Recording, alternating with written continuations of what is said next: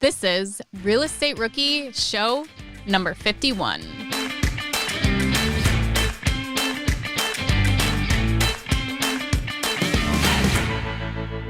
I am Ashley Kerr, and I am here with my co-host, Tony Robinson. And I don't even want to banter today because I just want to talk about our guest, Kevin.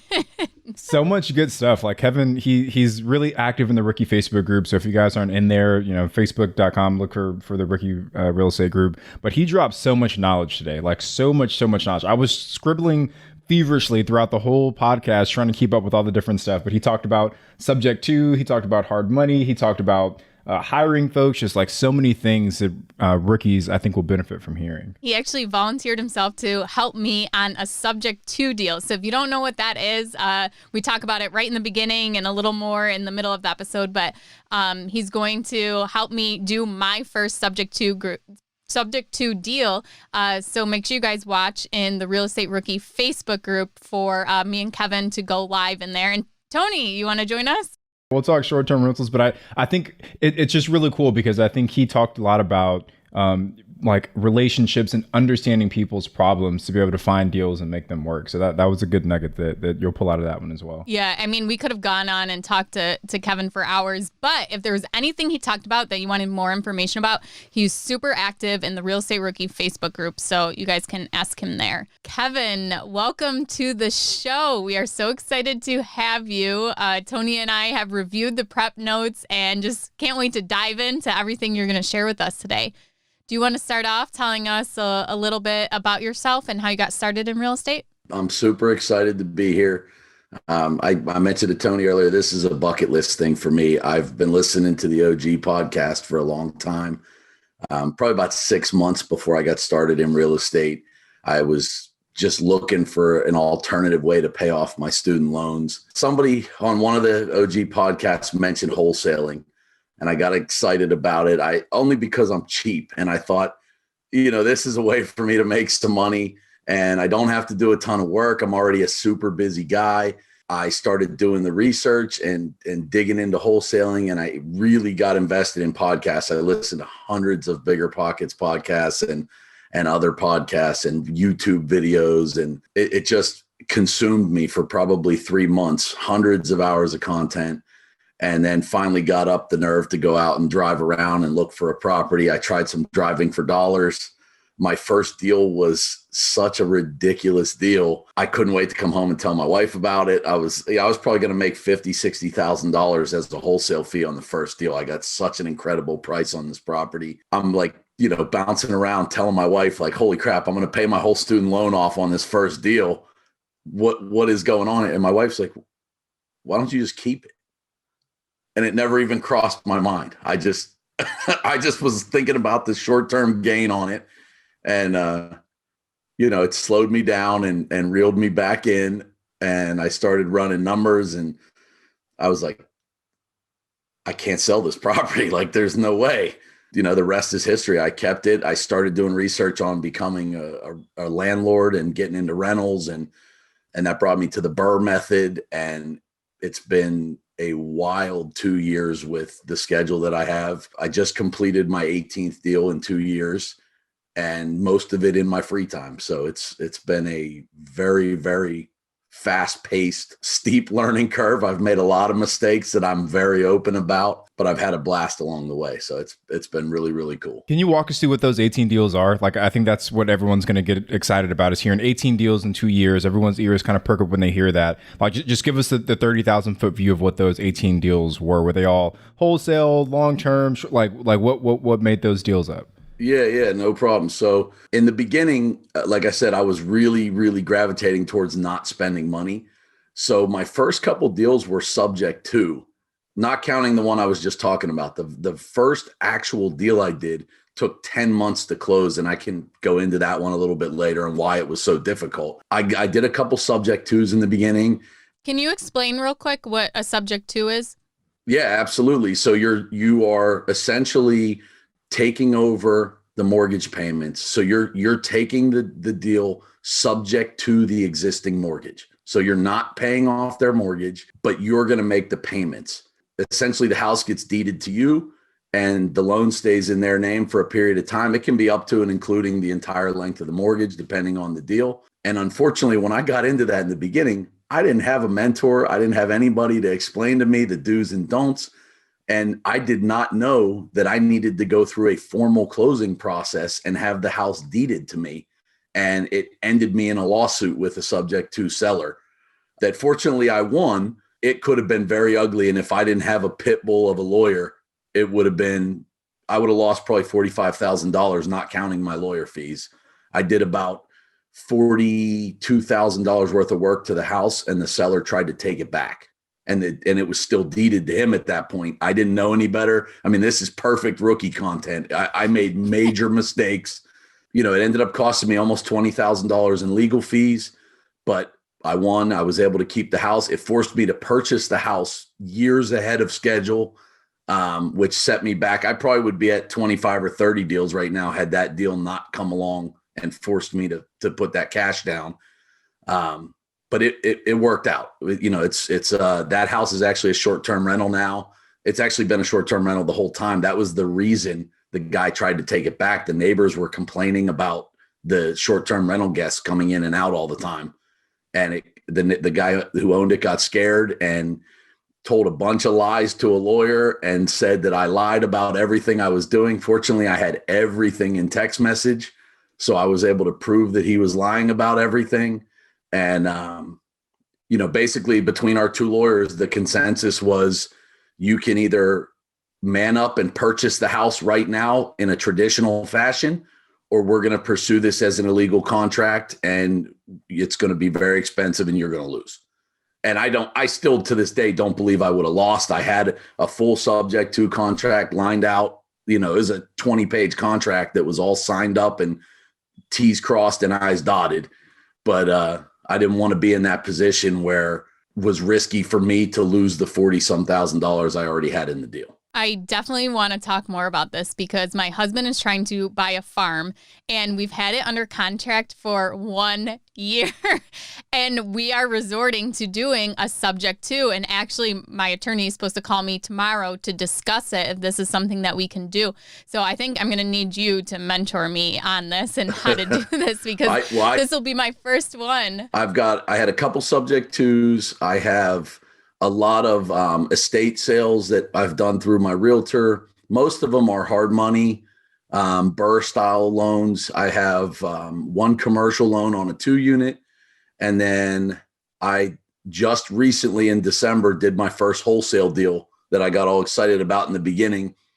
And that's kind of a cool story too on that one. So I'm happy to discuss whatever you guys want to talk about. Yeah, this is all great. I'm excited to talk about all these different things that you have going on. And it's funny that wholesale was, your main point of entry at first, you thought, and then you kind of transitioned to doing other stuff and now did your first wholesale deal. I want to ask you about, you had your mindset on that strategy. You said your wife said, well, why don't you keep it? How was that thought process with your wife? Was she always on board with you doing wholesaling and getting into real estate investing? And what would be your advice for someone trying to talk to their spouse about getting on board? I will tell you that my wife and I have a very good relationship.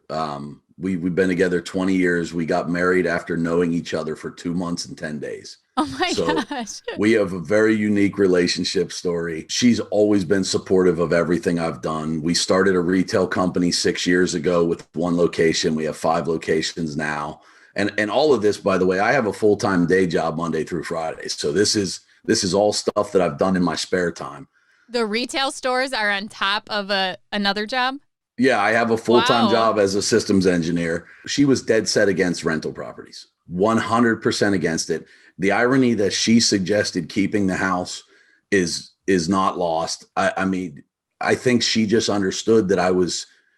So the house's value was $350,000. It was 2 houses and a 12-car garage on a 1-acre property split down the middle. And I had it under contract for $190,000 and it needed $4,000 worth of work. It was a slam dunk, $160,000 in equity.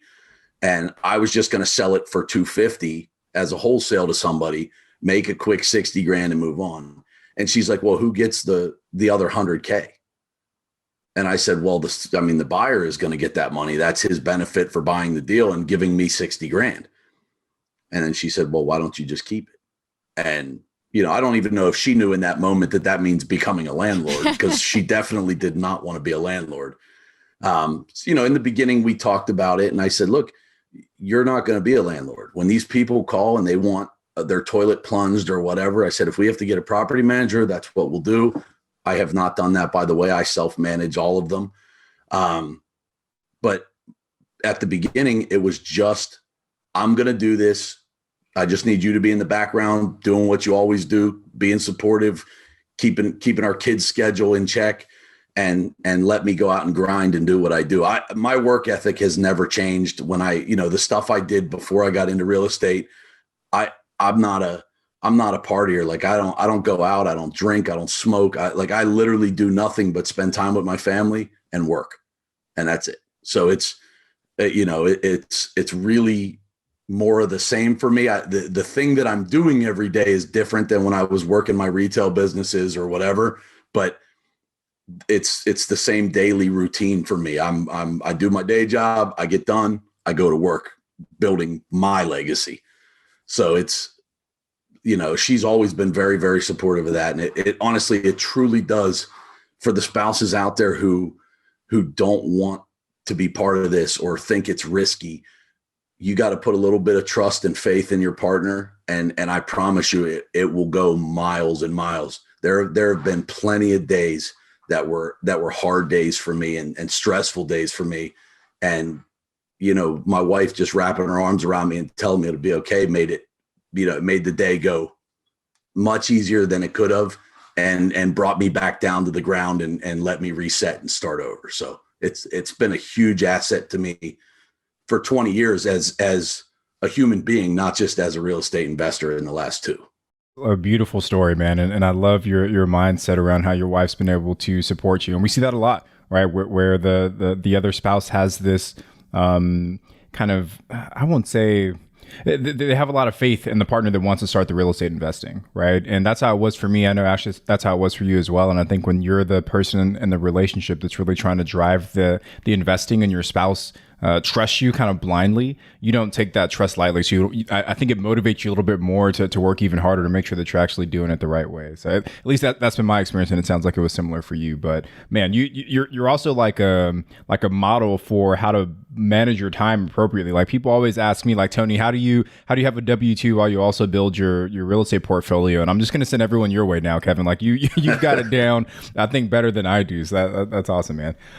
Now I want to talk just a little bit about the negotiation piece of some of the deals that you've done, because you had the subject to, which was like, one of your first actual deals. You've got that really great deal you just talked about where you end up holding it as a long-term rental.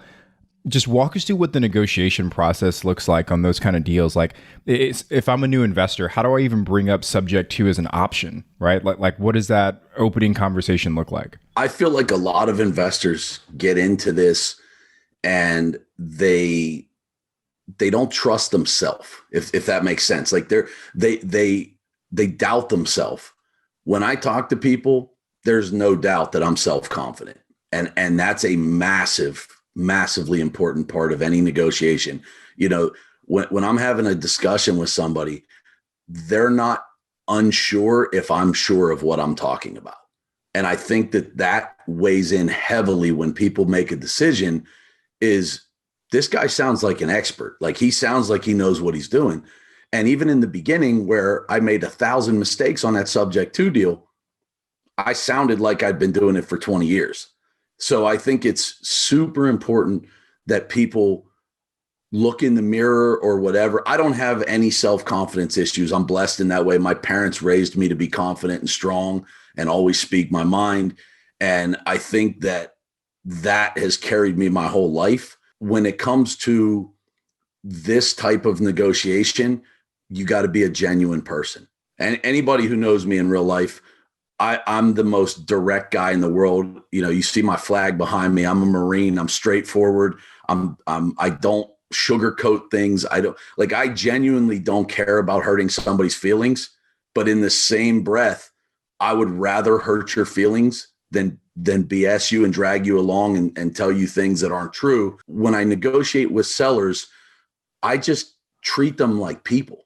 It's not a number to me. Like, so for example, that first deal, that guy had the house listed for $290,000 and it was a for sale by owner. I pulled up in the guy's driveway. Like, I didn't even call the phone number. I literally pulled into his driveway and I walked up, knocked on the door. He was an 80-year-old guy with his wife, they're my favorite two sellers to this day. And it has nothing to do with the deal. They were two of the nicest people I've ever met.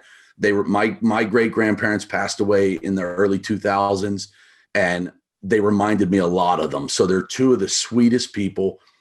And I walked around and this guy spent an hour and you could see the light on his face talking about how good he's taking care of this home. And sure, there was tons of stuff that needed to be updated. There was tons of stuff that had little repairs and things, nothing major. The house was well maintained, but I could see that he was passionate about this house. This was his home. His father built the home 50, 60 years ago. And, it made an impression on me that this was important to this guy. So when I got to the part where we were going to talk about money, I said, Mr. So-and-so, I understand you're asking 290. I said, I'm an investor. I've got to make some money here. I said, if I was going to come in and make you a cash offer for the house, what's the bottom line? Like, I don't want to beat around the bush. I don't want to make this hard for you or uncomfortable. I really enjoyed meeting you. This has been a great conversation. He told me all about his car collection. And I said, but I got to make money here. Like, what's the bottom line? And he looked at me and he said, you know what, Kevin? He said, I've talked to 10 guys just like you in the past 2 months. I guess he was referring to other wholesalers. He said, every one of those guys walked this property and they picked it apart limb by limb, pointed out every single discrepancy, looked for every reason why they were going to knock the price down. He said, but I really like you. He said, but I still need to make my money. He said, so the best I could do, and he looked at his wife and he looked back at me and he said, the best I could do is 190. And my jaw almost fell on the floor. Like I was expecting him to say, 275, like come down 10, 15 grand. He dropped $100,000 because I was nice to him. And it was, I didn't lose my cool. I didn't get all excited. I said, sir, I appreciate that. I said, we're not far off from our number. I said, I want to go home and sleep on it. And like I said, if I wish I had been recording it then, because when I came home, I was like jumping out of my skin, telling my wife, like, oh my God, we're making 50 grand, flipping out. I'm sure it was hilarious on her end. So it was, it could have been a totally different experience if I had gone in there. And I'll be the first to tell you, I've watched 1,000 wholesalers, whether it's on YouTube, whether it's guys doing, their live calls with customers. I've watched them just berate customers and sellers with, this is what's wrong with your house. That's what's wrong with your house. You don't need to do that. And I think there's a time and a place, you get a reasonable number and then you can have an educated conversation with the seller and say, look, 150 is your number. We haven't talked about the roof yet. Like, the roof is a big deal. We're going to need to be compensated for that, or we're going to need you to fix it. If the seller is somebody like us who understands what it really costs to get a roof put on, it's in their best interest to fix the roof.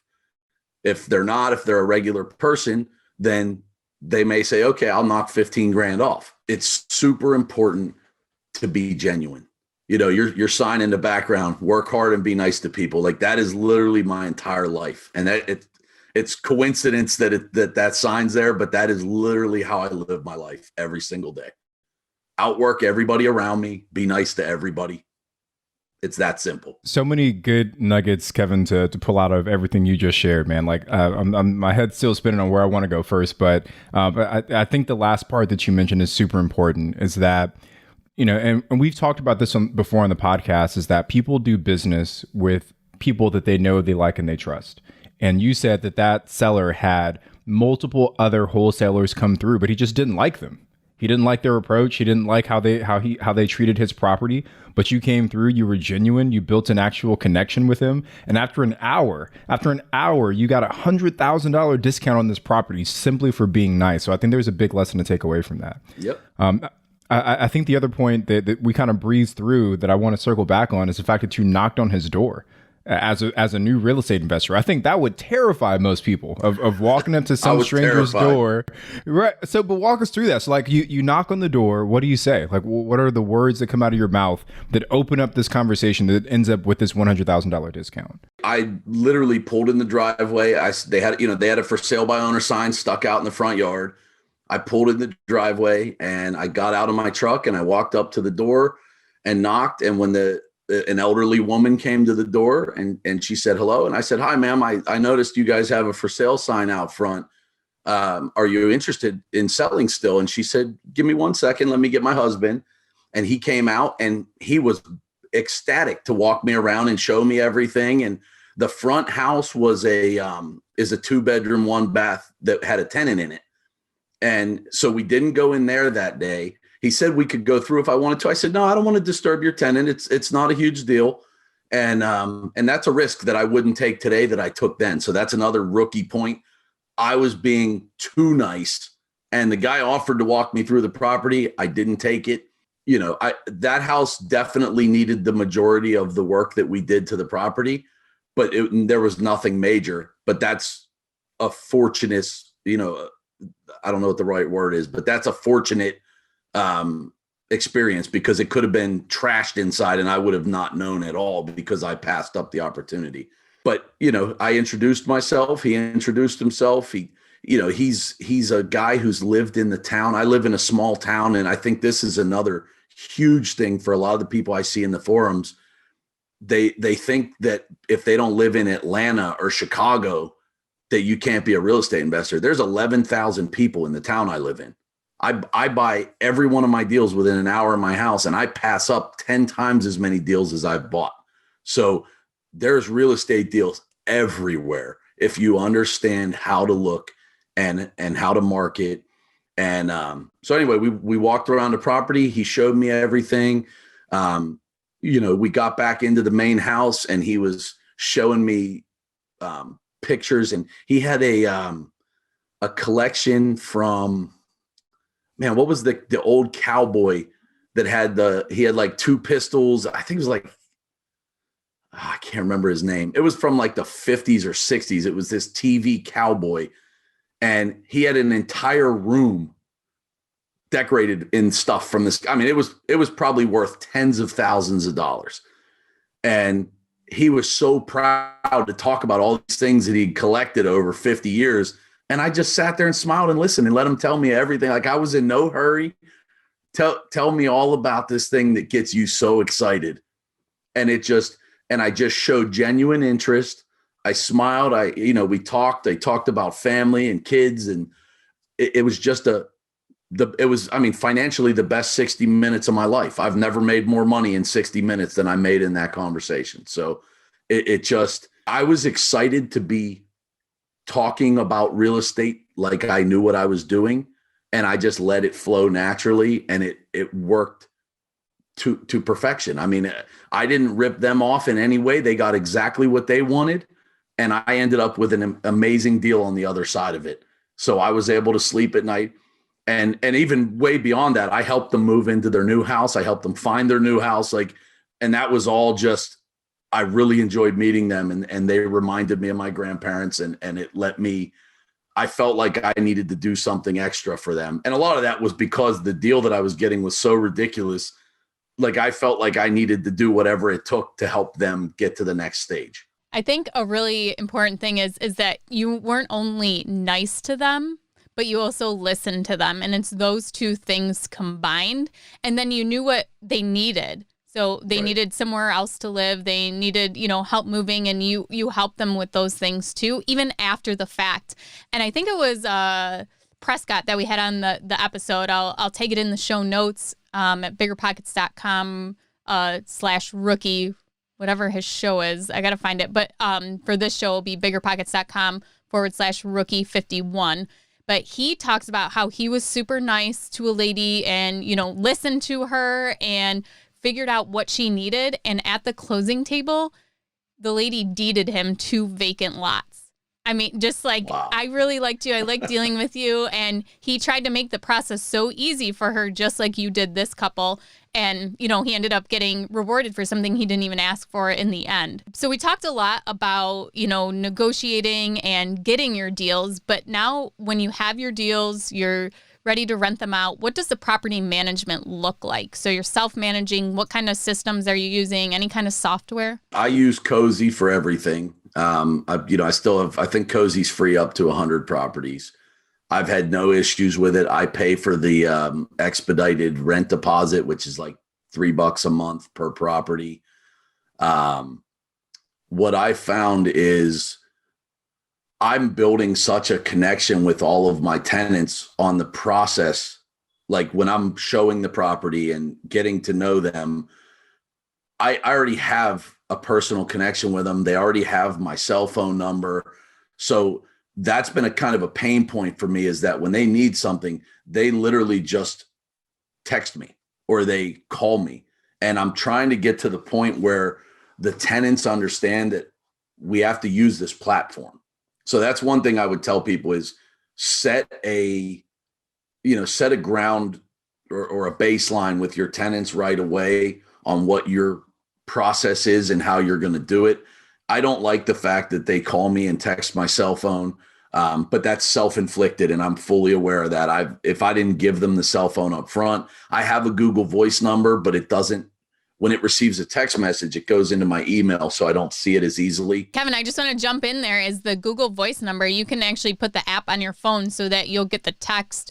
You change it in the settings, and you'll get a text to that app. And you can also set it so that the text goes right to your regular text messages too. I didn't know that. That's beautiful. So that may solve my problem. Yeah, you'll have to look into that. Yeah, that's great. Thank you. I would say the biggest thing for me from a property management standpoint, and I know this is going to probably piss off a lot of people that listen to this, I don't do the slumlord thing. I don't renovate houses. All of my rentals are BRRRRs. When I renovate them like I would live there. And I say that to everybody. I say it in the forums all the time. I'm putting granite countertops. I'm putting brand new brushed nickel fixtures everywhere. Almost every house I've replaced entire plumbing systems, electrical panels, whatever thing I think is going to create a headache for me down the line, I'm fixing on the front end. And that may be, from an investor standpoint, especially a new investor standpoint, that may dampen your short-term gains on your property because you're spending a little bit more money up front. But, just to put it out there, all of this is long-term play for me. I've been doing this 2 years. I have not taken a single dime from anything that I've made in 2 years. I've been driving all of it into growing what I'm doing so that when I turn 40, I can make the decision to keep my day job or walk away from it. And that's really what the driving factor is for me is I love what I do during the day. I love the people in the company I work with, but I want to be at a position where I decide, okay, I'm going to work because I want to work, not because I have to work. And allowing that money to scale itself is a huge factor for me right now. And it's worked out well. So, and that's a big benefit, Kevin, of having that W-2 job, right? You hear a lot of people that say, I want to quit my job today, right? And I hate my job and I want to leave it right now.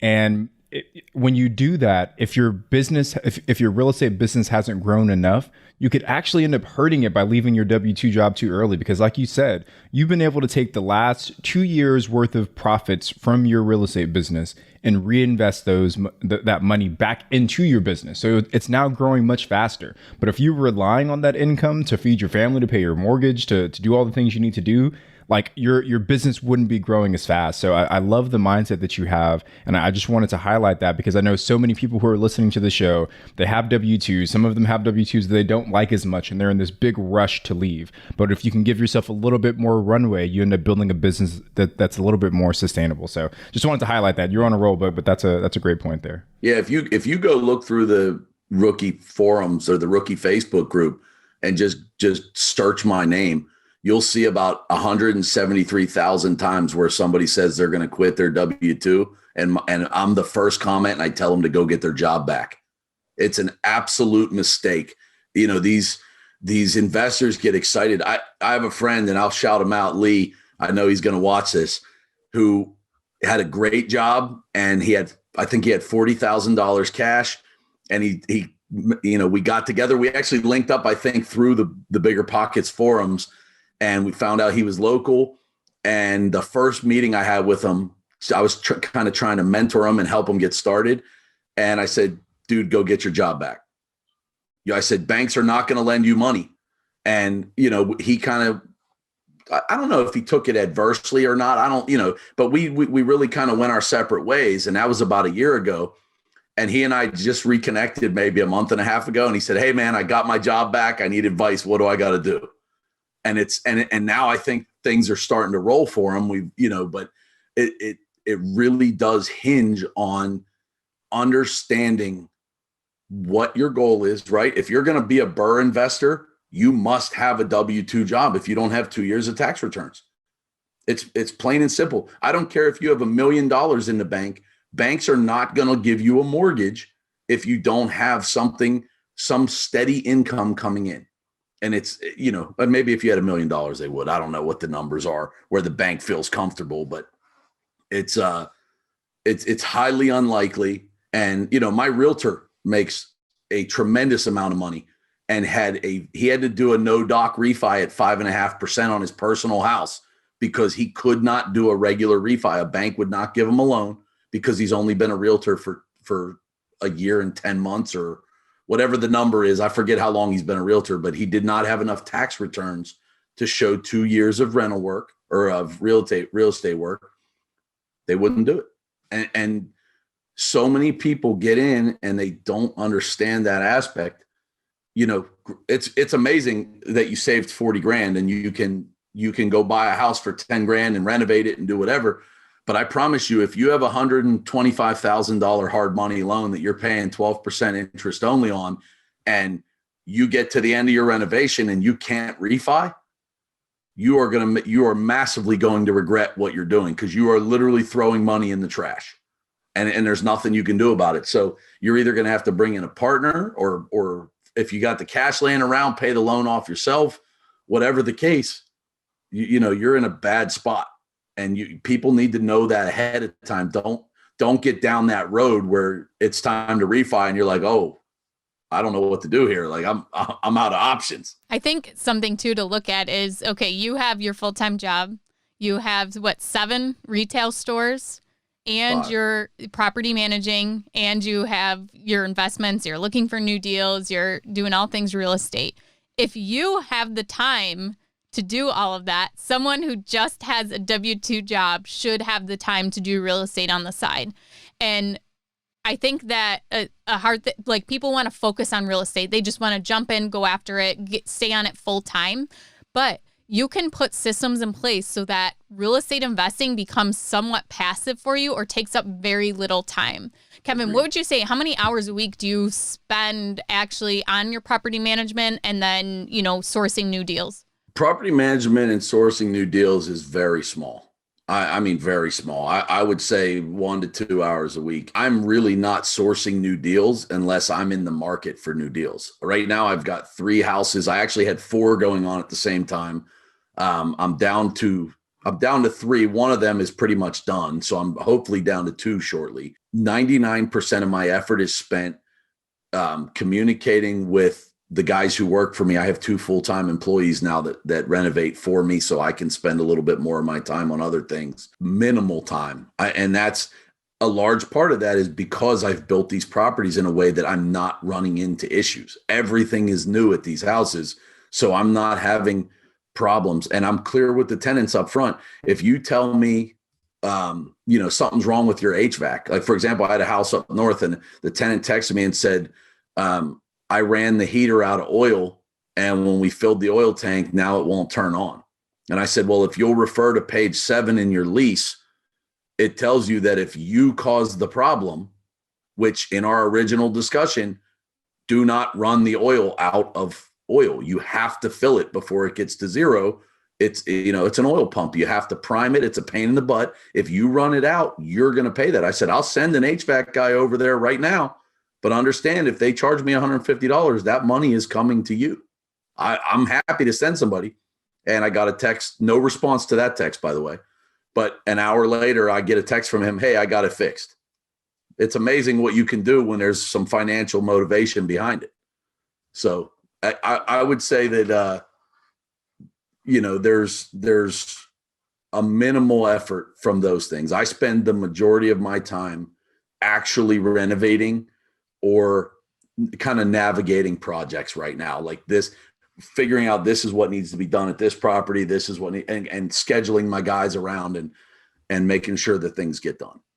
I am very curious to hear about your 2 full-time employees. So you have retail stores. You must have had employees before you have experience managing them. What made you decide to hire 2 full-time contractors instead of outsourcing this and using subcontractors? One additional piece on that. When did you make that decision? Was it on your first BRRRR, your second BRRRR? It just happened in July of last year. So my 13th or 14th deal. What happened was, and this, as funny as this is going to be, it was 100 degrees outside and I was doing siding by myself. And I was like, I literally can't. I told my wife, like, I physically cannot do this by myself. I need somebody else. My son, my 14-year-old son, I would rival him against almost any adult I know at building and doing things like that. He's been doing it with me for 2 years. The work we were doing was extremely challenging. And he was in the middle of starting up he plays travel ice hockey. So he was doing 2-a-day practices. He was completely exhausted. And I didn't want to put him out in the sun all day. So I just posted in a local Facebook group and said, hey, I'm looking for somebody with a little bit of carpentry experience. You don't have to be an expert, but I need somebody. I said, I'll pay you cash at the end of the day. And I just needed to figure out what the process was to get somebody in there. And the first guy, no call, no showed. And, I'm at the job site.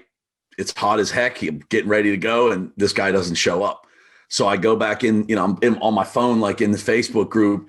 Hey, this guy who said he was coming didn't come. Anybody else? And this guy, Billy, messaged me and said, hey, I've done a bunch of stuff. I'm available today.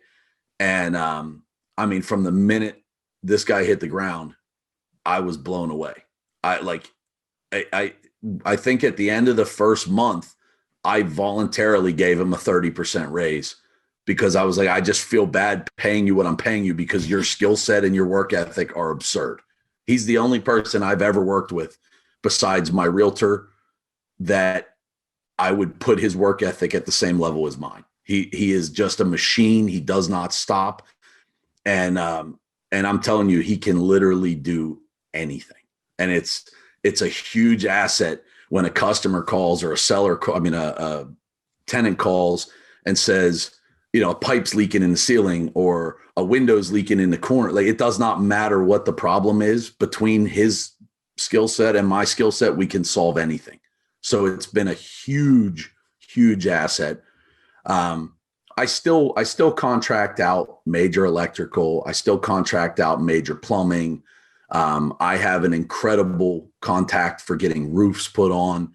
So those things, I usually don't use him, but any interior small stuff, he's doing most of it. And then the way it evolved to a second guy was I was furloughed from my day job from April until October of last year because of COVID.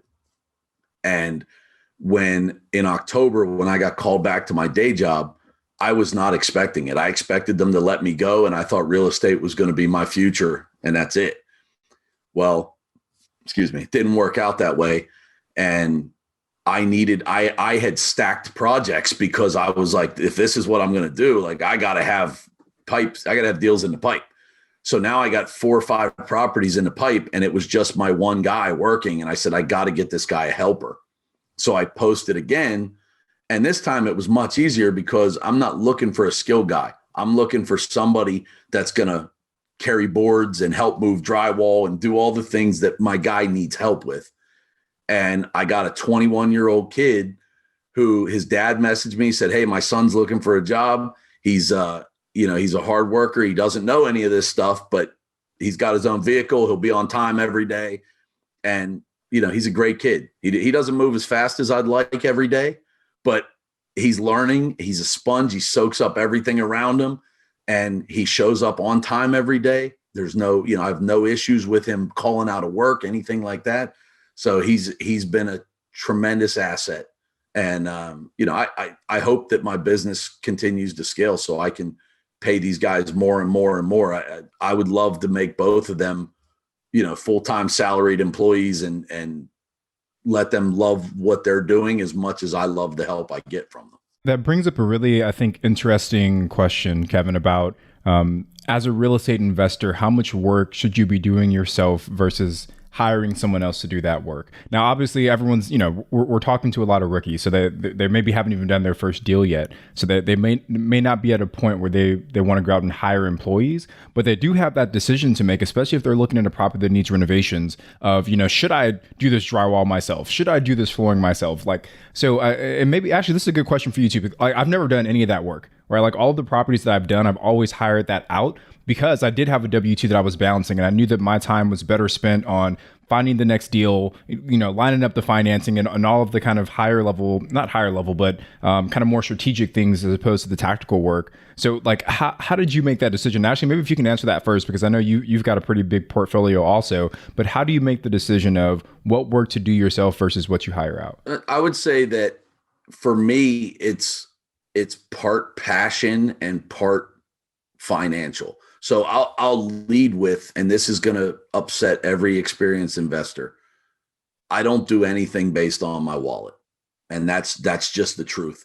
And if, you go to my retail stores, and any customer who's ever come in pissed off about something, my district manager who runs my retail company will, she wants to choke me sometimes, because a customer will be insanely difficult and rude, and they'll send me an email and tell me the whole scenario about how they were right and my district manager was wrong. And I'm like, I'll message the district manager, forward the email, and say, hey, give this customer a refund. And she's like, I just said we're not doing it. I said, well, I own the company. I just said we are. I would rather lose $80 than have a customer go badmouth my company on the internet. It's not worth it. I don't do anything, and I mean that, anything in my life based on the financial aspect of it. I consider it, but the thing that I weigh in is it the right thing to do? And is it something I want to do?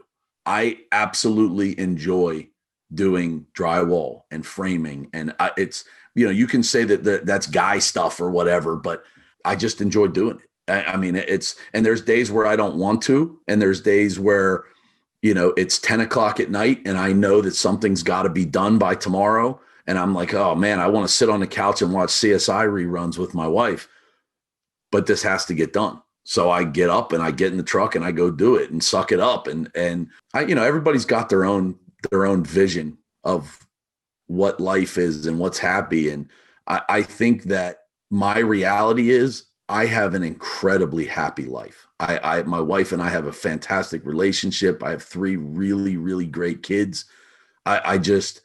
I don't have anything in my life to complain about that is of any substance. So when something isn't going right, I handle it extremely well because I don't have a bunch of stress. Even with, my schedule is nuts. 90% of people would probably jump off a bridge if they tried to juggle the schedule that I juggle on a weekly basis. But the reality is it's just what I'm used to. I just grind and grind and grind and grind. And when I take my downtime, it's my downtime. When I'm with my family, I don't care what else is going on. It's my time with them. My son has hockey. I don't care what's going on. My daughter has cheer. I don't care what's going on. I go do those things with them. And then, there's plenty of times I drop my son as a 3-hour hockey practice on Tuesday and Thursday night every week. I drop him off at hockey. I drive 20 minutes to a reno property. I work for 2 hours and I drive 20 minutes back and pick him up. And that's, that's just maximizing the time I have available. And even though in 2 hours, I might only get a wall demoed or whatever whatever I can get accomplished in that short period of time, it's one less thing my guys have to do the next day. So those little steps add up to a bigger project being accomplished faster. So I just try to get in and do whatever I can to help. And, if whether the drywall is something that's financially in the budget or not, if I feel like doing it, I do it. If I don't feel like doing it, I tell the guys to do it, or I'll pay somebody else or whatever the case. So it's very, very rarely financial. And I know that's a horrible thing to say for investors, but I know what the numbers are. I always budget for that stuff, but I don't go do it to save it from the budget as much as I go do it because I enjoy doing it. Yeah, I have to relate to some of that, but the opposite. So at first it was financial for me. It was like, well, me and my partner could do this so much cheaper, like lay flooring. It's so easy for us. We can do that. And then when we did our first major rehab, it was more, we could move faster than the contractors we had been using.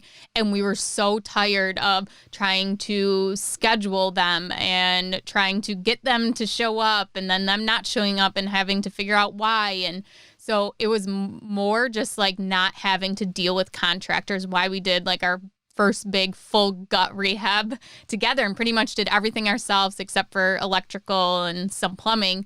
But that was the big motivation there. And then it was a whole mindset shift for me. My mentor just said, you love this stuff now. You love doing the construction, the rehab, but you're not always going to love it. You're going to get burnt out. So make sure that you're putting things in place now so that when you are ready to step away, you can easily do that. And then you have options. So like you said, during hockey practice, you can go on work on something, but you don't have to do that. And just like now, I don't have to go and paint a property, but if I wake up and decide I want to do that, I can go and do that. But I also have people in place to do that for me if I decide not to. So that was like a big mindset shift for me, is that I want the options to do what I want to do. And I don't want to have to go and do that today just because I don't have anybody else or any systems in place to take care of that particular task. So that was the big thing for me. I agree with all of it. Kevin, I'm really excited to actually jump into one specific deal and find out the numbers and the nitty gritty. What rookie deal did you want to talk about with us today? Well, I guess we can talk about that first one just because it's an interesting story. Oh, I'll tell you what, you guys can pick. Do you want to talk about the first one or do you want to talk about the one that ended with the lawsuit that became an Airbnb property? Either one's fine with me. Let's do the lawsuit one and talk a little bit about short-term rentals. It was a subject to. I posted an ad in a local Facebook group and I said, I'm looking to buy a property, 3 to 4 bedrooms, as is condition. I don't care what it is. Basic, literally like the We Buy Houses spiel. A lady messaged me and said, hey, a friend of mine is a military family and they are already in, I think, Utah or Idaho. They can't sell their house because of the condition it's in. They owe too much on it. Do you want to come take a look? I said, absolutely. I go take a look. Structurally, there was nothing wrong. It needed a new roof, but it wasn't dire. The interior was just hideous. It needed a lot of touch-up work, all new flooring. It's dated. So I went through, looked at it, and I started talking to them, and I explained to them. I said, look, first of all, they were behind on their mortgage. So they were a month or two behind on their mortgage. Their electric, water, everything was behind. They were, financially in a mess. They had a brand new baby. They're 22 years old, this couple. They're Air Force. So I'm a veteran. If I can help a veteran out, it's extremely important to me. I go back and forth with them and I tell them a little bit about what I do. I said, look, I have this tool that I use called Subject To, where I'll take over the payments and everything. And you guys are essentially just holding the note and I'll manage the house. I'll update it and I'm going to rent it out. It turned into me doing all the work, and the way it turned into a short-term rental is so ridiculous. A friend of mine was renting his 1-bedroom apartment that he lived in. He was sleeping on the couch and renting out the 1-bedroom and making $800-900 a month. And he kept posting it on Facebook. And he's like, I can't believe this thing. Like, I knew what Airbnb was, but I had never even considered doing a short-term rental. So I just kind of threw it at my wife, and we joked about it. And I said, what would it really cost us to furnish this? Like $5,000-6,000 maybe. So we said, what the heck? We'll try it for 90 days. If it doesn't work out, we'll sell all the furniture, we'll make most of the money back, and then we'll see what happens. Long story short, fix it up, renovate it. I themed the bedrooms to make it fun. Like I did one like video games. It's near a NASCAR track in Delaware here. So I did one room in NASCAR. One room is a Pittsburgh room. I'm from Pittsburgh, so I had to do that. And we're in Philadelphia country. So, my son was like, all the Flyers fans are going to burn that place down. We put it on. I went live on October 20th of 2019. From October 20th to December 31st, I made $14,000. And I was so blown away. I was like, this is the craziest thing. Like, there's nothing near this. There was no NASCAR race going on. I mean, I'm an hour from the beach. Like, there's nothing. And it was booked solid every single night. And in the STR world, if you're booked every night, your prices are too low. And I have not lowered, or I've not increased my prices still a year later, which I probably could have made a lot more money than I have. It cost me $6,000 to furnish it. I made $14,000 in the first 2.5 months.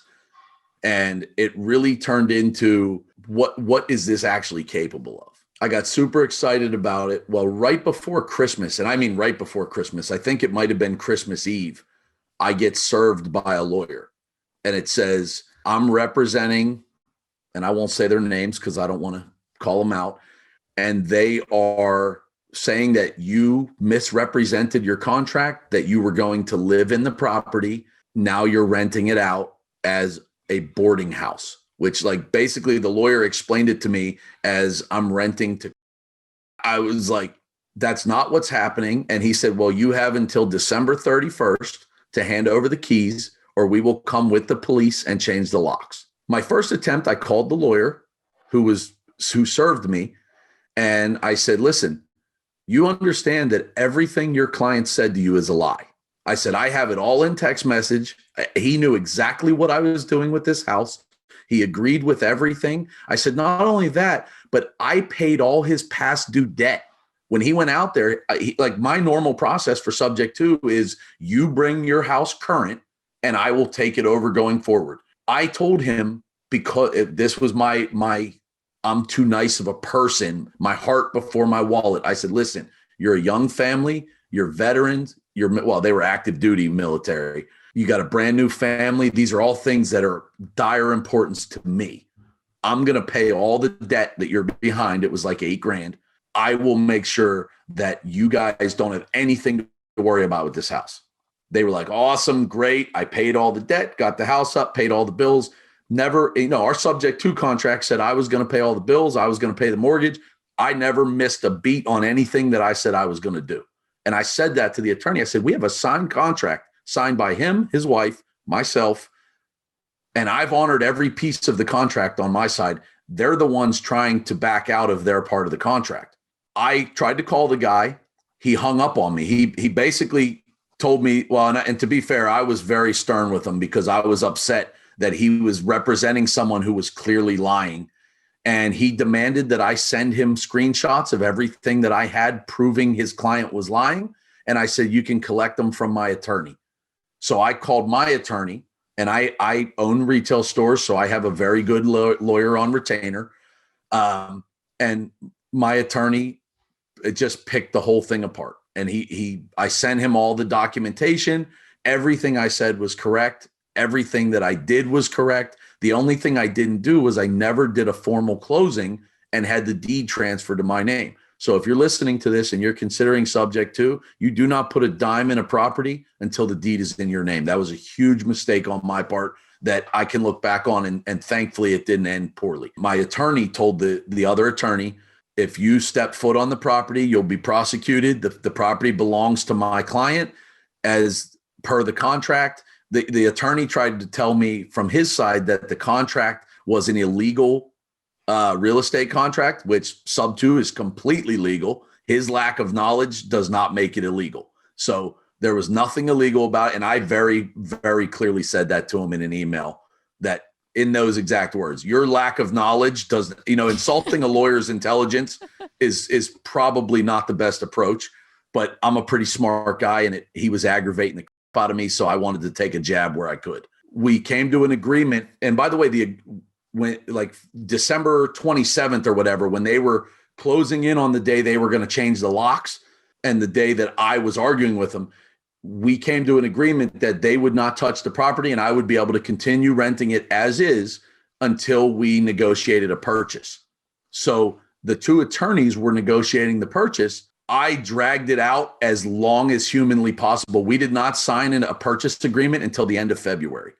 And I dragged it out for 2.5 months just to be because I was so pissed off that they lied about everything. And it was petty and it was beneath me.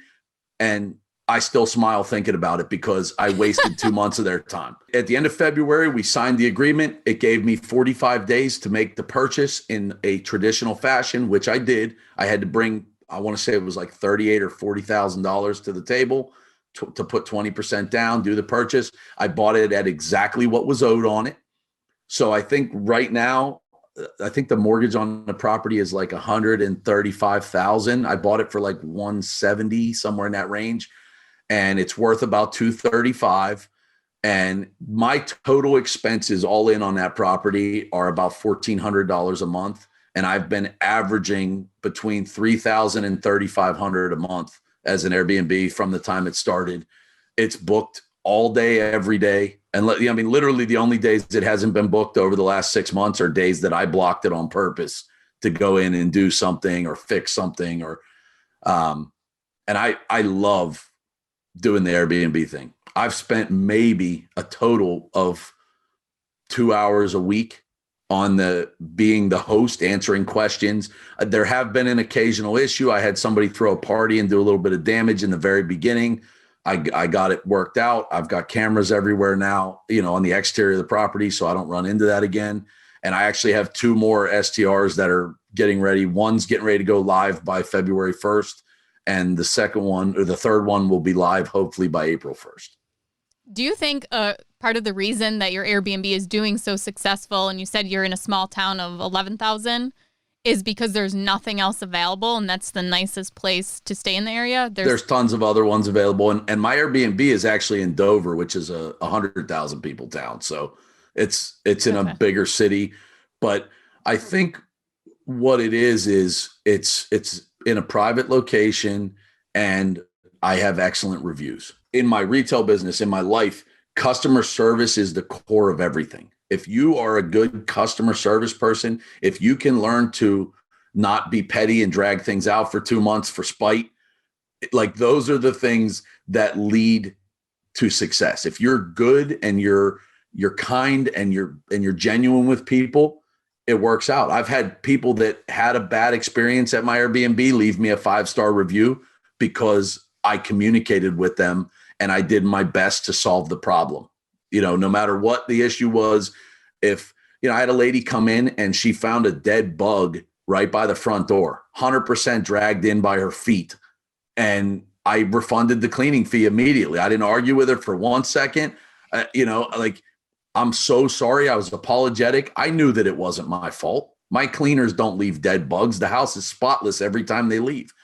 But do I argue with this lady over $75? Or do I realize that keeping her happy and getting a 5-star review out of it is exponentially more valuable in the long term? And I think a lot of people lose sight of that in the short term. They're so bent out of shape about losing a little bit of money that they don't realize the long-term impact financially to making a customer upset. And it really is. I've not had any tenant issues in all my rentals. I've had a couple lates here and there. I did have an eviction. The guy in that 2 unit that was in the front house ended up having to be evicted. That's the only issue I've had. And he's the only tenant that I've absorbed through a purchase. Every other tenant I handpicked and I've not had a single issue with any of them.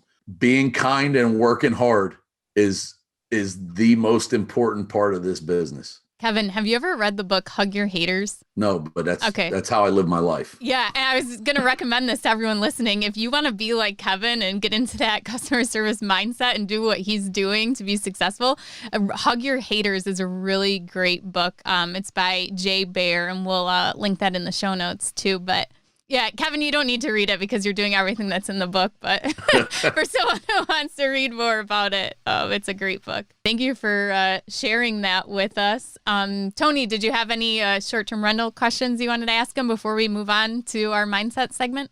No. I mean, I think it shows that, no matter where you're at, there is an opportunity to be successful with the short-term rental.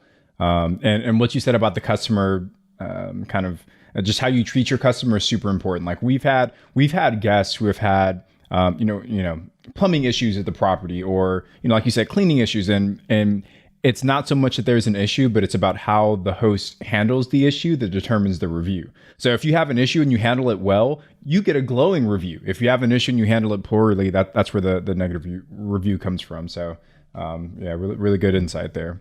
Let's talk about mindset. I know we've kind of included this and sprinkled this out throughout the entire episode, but if I were to ask you specifically, Kevin, if you think about yourself before you started and you think about some of the assumptions or maybe misconceptions you had about real estate investing, what were some of those misconceptions that you identified now that you're, 2 years into it? Like, what were some of those assumptions you made that turned out not to be true? I'll be honest, it's the other way for me. So it's things that I assumed were going to be no problem that turned out to be a problem. Like I said, I came into this, my mindset has been the same way before real estate. My work ethic hasn't changed. When I came into this, I thought, I'll come in, I'll find a property, I'll hire a contractor. They'll do this beautiful friggin' work for me. I'll rent this property out, refinance it, and move on to the next one. And I found that finding contractors is absolutely the most stressful and painful part of this business. And it had a lot to do with kind of why I lean towards using my guys as much as possible. I have 10 guys in my Rolodex who I can call them for whatever they specialize in, and they'll do a tremendous job. And I would tout every one of their businesses locally. And I do send tons of people to all of them. But for every one that I have that's good, I've dealt with 10 that are ridiculous. 3 of my deals, I've paid a contractor soup to nuts to do the work. They are the 3 worst deals financially.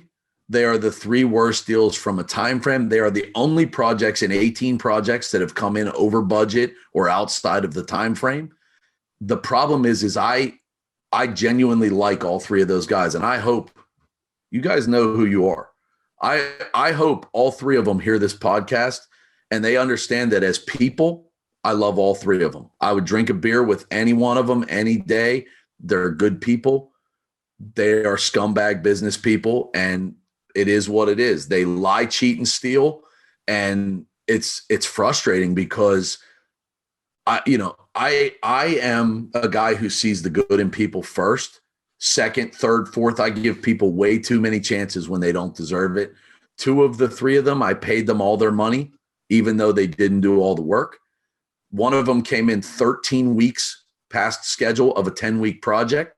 So it took him more than double the time, and then had the nerve to give me a hard time when I told him I wasn't paying him the last $6,000. And then I paid him anyway, because as a person, I felt like he spent the last 13 weeks doing my project, when in reality, now that I've spent so much time doing it myself, I know that he wasn't working all that time, or it would have been done. So it's frustrating. And I think I came into this thinking I'm a smart guy and a little bit arrogant and overly self-confident that this will be a breeze. And I've run into problems like the lawsuit, like the contractors are not life-ending. They're stressful, but there's resolutions. And I think that's the biggest thing that I've learned over the last 2 years, what I should have already known from being a Marine. Improvise, adapt, overcome. You're going to have things where you feel like you hit a wall. You're going to have properties that you struggle on. You're going to have things blindside you. I've had days where I needed $15,000 and I didn't have the money. So I had to figure out a way to make that work and to figure out a way to get those contractors paid. And it's, it's really, from a mindset perspective, it's really important to take a deep breath and focus on a solution rather than throwing your coffee cup at the wall and throwing a temper tantrum and being upset. And, and trust me, there's days where I've wanted to do that, and I've had days where my realtor, actually this happened 2 weeks ago on a house I'm selling right now. My realtor called me to tell me we're dealing with a very difficult buyer who's being ridiculous. And he called me and I was screaming in the phone. I'm like, blah, blah, blah, blah, blah. And when I got done yelling, I'm expecting him, the guy that I'm paying, to tell me, okay, Kevin. And his answer was, are you done? Can grown-up Kevin come back to the table now? And I was like, it took me back, but it made me laugh, and it made me realize how ridiculous I was acting over something that it wasn't that big a deal. And it's annoying. It's a pain in the butt, but at the end of the day, it ain't that big of a deal. We'll get it worked out. We'll get the house sold. We're going to walk away with close to $100,000 profit on this flip. So why am I getting so mad over something that's really not that big of a deal? And having that mindset and having people in your life that'll check you. I could kick his butt and he knows that, but at the end of the day, he knows that I'm being ridiculous. You got to slow down. You got to take a deep breath. And he's one of my best friends. We've done all 18 of my deals together. And even on the subject twos and stuff where I found him myself, he's been there for advice and guidance. And my realtor, for any of the rookies listening, I've said it 1,000 times in the podcast or in the Facebook group, get a realtor that's investor minded on your side, somebody you trust and connect with, somebody who's done investments. It is an absolutely integral part of your team. So many good things there, right? But I think your initial point about it wasn't so much that you were afraid of things happening in real estate investing, but that you were so overconfident that you might have overlooked some things. Yeah, that's a unique perspective because I think most people kind of see it the other way. So it's nice to kind of hear it from both. I want to take us to our next segment, Kevin, which is the rookie request line. So for those of you that are listening, if you guys want to call in and have your question answered by one of our lovely guests like Kevin, give us a call at 8885-ROOKIE. Ashley and I will get those questions and we'll pick some to be on the show. So today's question, Kevin, comes from Tamika. Hi, my name is Tamika, and I am from the New Jersey area. And I just have a quick question. My question is, how do you know if a home is good for burr, good for flip, or good for hold? Thank you. Tamika, that's a good question. It's a great question. So I would tell you that it's genuinely a situational decision for me. And this is just me personally. I can't speak for every other investor. What I hear from a lot of people is that if the margin is thin, if the equity is thin, that's when it's better for it to be a hold. Typically what I run into is I burr. And then when I want to stock my cash reserve back up, I flip. So I've held houses that have tons of equity in them. And I flipped houses that had a lot less equity in them just because I wanted to put some money back in my account and pad it up a little bit. I am very much a rookie from a financial standpoint.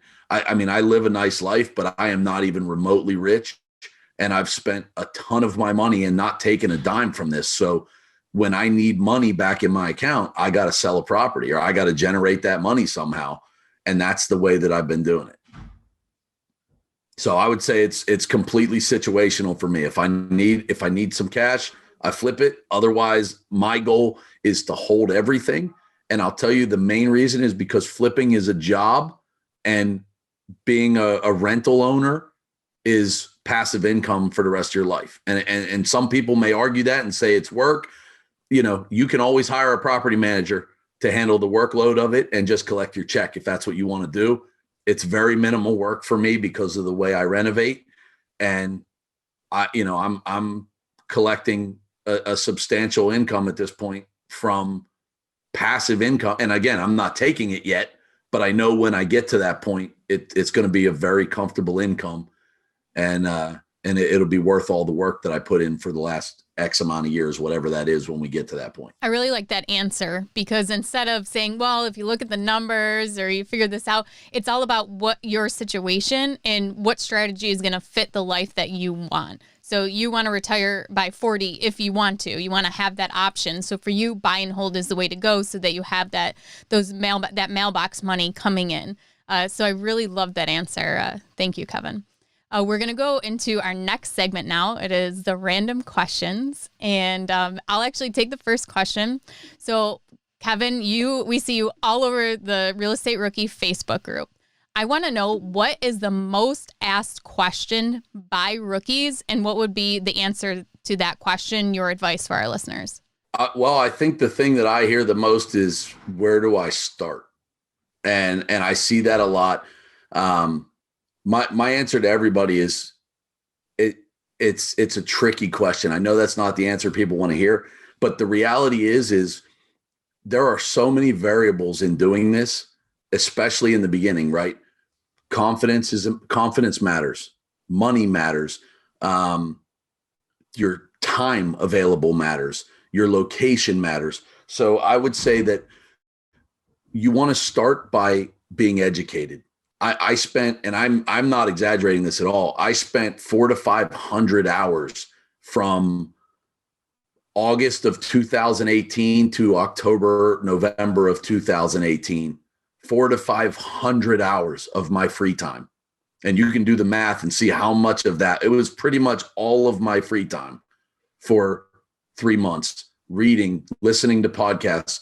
And, you know, my son is like ecstatic that I'm on this podcast with you guys, because he's so sick of listening to real estate podcasts in the car, because that's all I do. Everywhere I go, it's on, you know, and I'm a music junkie, but at the beginning, I needed to know more to build my confidence up. So I bought books. You know, I read, I listened. The big thing, I asked questions. You know, so many people are afraid to get chastised or afraid to look dumb, so they won't ask a question. You will see that, and actually in that Facebook group, I've led many times with, I'm going to get laughed at here. It doesn't bother me at all. Like, you know, if you want to hate, do it. But on the other side of that hate, you're going to realize, just hug your haters. Yeah, I mean, I'm doing just fine for myself. I don't. Somebody telling me I'm an idiot I mean, if this is what an idiot looks like, man, there's people doing a lot worse. So, you know, I think it's extremely important that people are self-confident. You know, you have to trust yourself, and this thing behind me and my parents go a long way to that. I'm as self-confident as a human being can be. And even when I'm unsure of something, I lead with confidence, even when I'm not confident, because I know that my attitude will determine my outcome. And if I come into this with the right attitude and I'm confident, it's much more likely to lead to success than if I come into it timid and scared that I'm going to make a mistake. And even if I do make a mistake, you know, I read somewhere in one of those hundreds of hours, something that said, it's only a mistake if you don't learn from it. Otherwise, it's experience. And that has really stuck with me. I really firmly believe that. If you give up, it's a mistake. If you pivot and make a better decision the next time you hit that problem, it's experience. It's a past experience. I mean, think about it like relationships, right? You had, you know, a partner that you went back and forth with and it didn't work out. It turns into an ex, and you take the things that worked in that relationship and you apply them to the next one. You take the things you didn't like and you avoid them from the next one.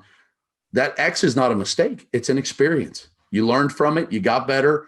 You are better as a person. You treat other people better.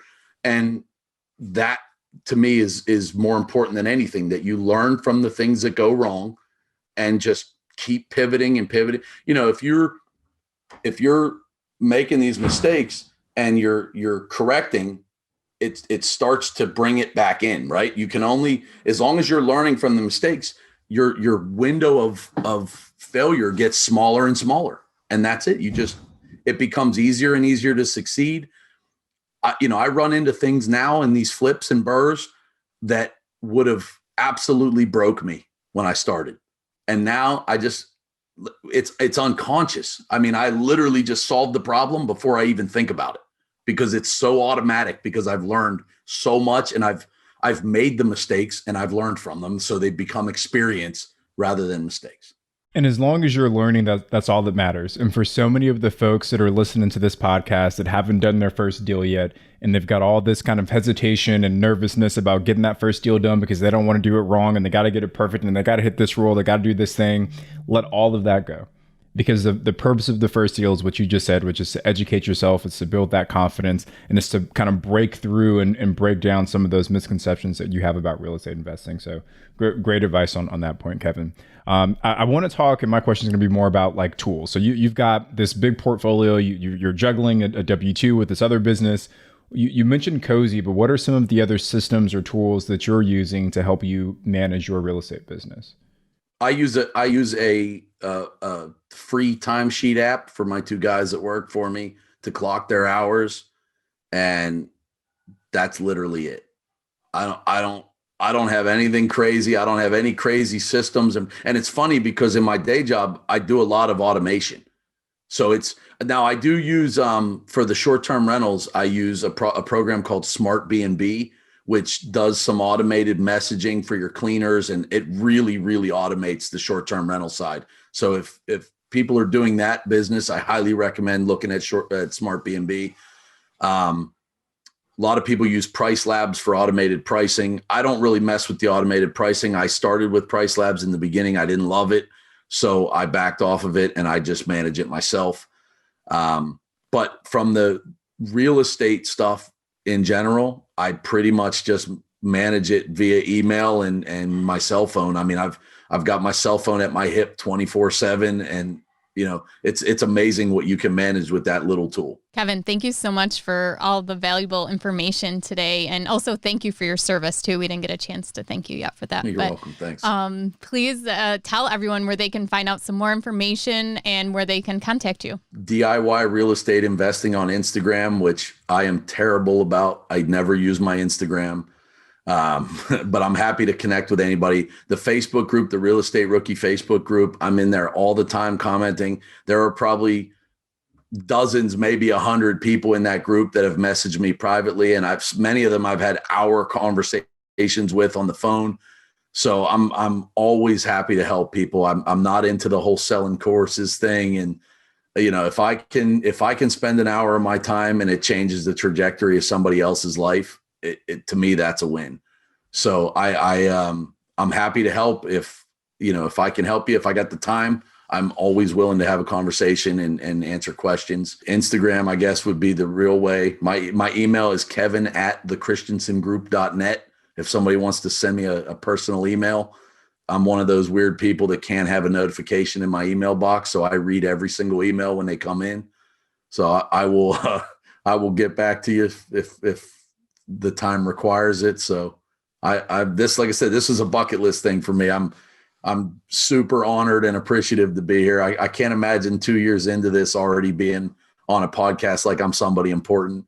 I'm really not. My brother and I started this together on a whim, and he's kind of the silent guy, and I'm the one doing the work. And it's been a really fun journey. I've learned a ton. I've made a ton of friends, and I would recommend it to anybody. Kevin, I just want to say, you really provided a lot of great value today. I mean, I'm sure Tony would say the same, that we could keep talking to you and going on. We've recorded for about... There's so many things I have that I couldn't get to. Yeah, right? An hour and a half now. And this is one of the longest recordings we ever had because we just couldn't stop talking. We can keep going. I'm good. I love talking. We'll need a part 2. Yeah. I'm in. Well, thank you so much for joining us. And a lot of the things that Kevin mentioned, we will put into the show notes at biggerpockets.com/rookie51.